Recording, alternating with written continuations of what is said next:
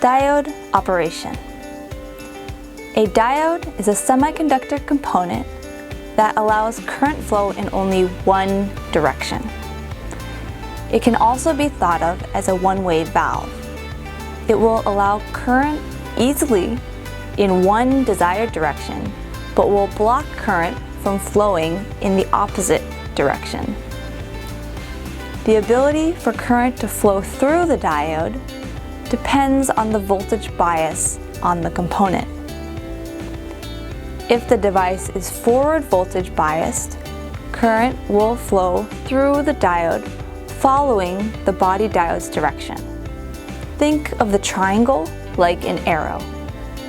However, if the device is negatively voltage biased, current will not flow through the diode. The perpendicular line shows the body blocking direction. These basic diode operating principles are important for analyzing power converters, since diodes are very commonly used in many power electronic circuits.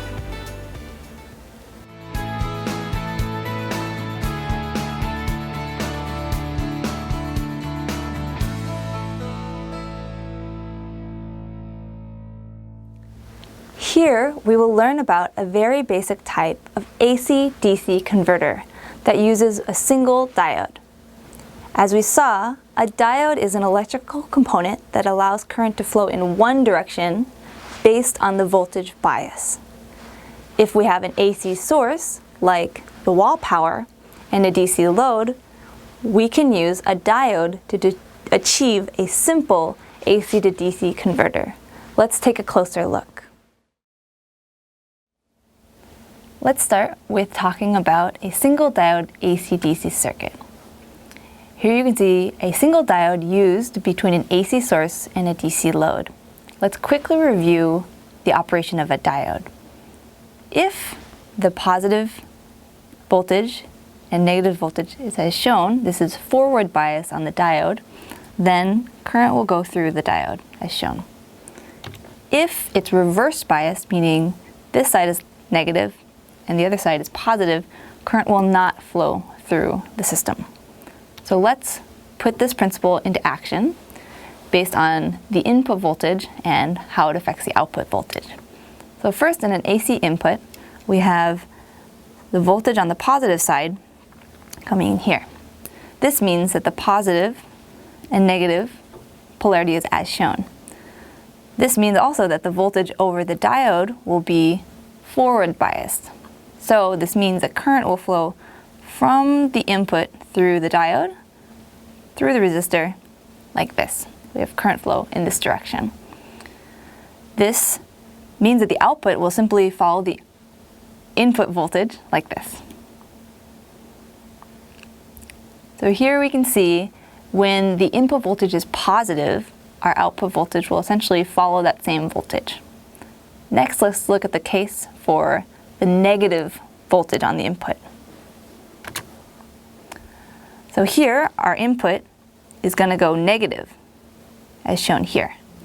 This means that the voltage on this circuit diagram is going to be backwards. So the bottom will be positive and the top will be negative.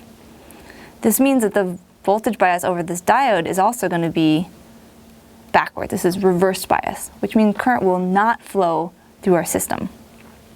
This means that the voltage will just be zero. So during this phase, our output voltage is simply 0. So when it's positive, we look at our full circuit here, you can see both diagrams. During the positive voltage cycle, current flows through the diode and the voltage is exactly the same. During the negative cycle, no current flows through the diode and our output voltage is simply 0. Next, let's look at a slight variation of this converter. We have our single diode as before, as shown here, and now we have a capacitor, and our capacitor is attached here. This is an output capacitor, and we use this capacitor to help smooth out the output voltage. So let's look at the operation of this system. It's going to be a little bit different. It'll come in 3 stages rather than 2. So let's start with the first stage. From the beginning, our input voltage is positive up to about this point. During this part, our input is positively biased, and we're going to have current flow through our diode, which is positively biased. And that current flow is going to go through our diode, and it's going to go into both the capacitor and the resistor to complete our circuit here.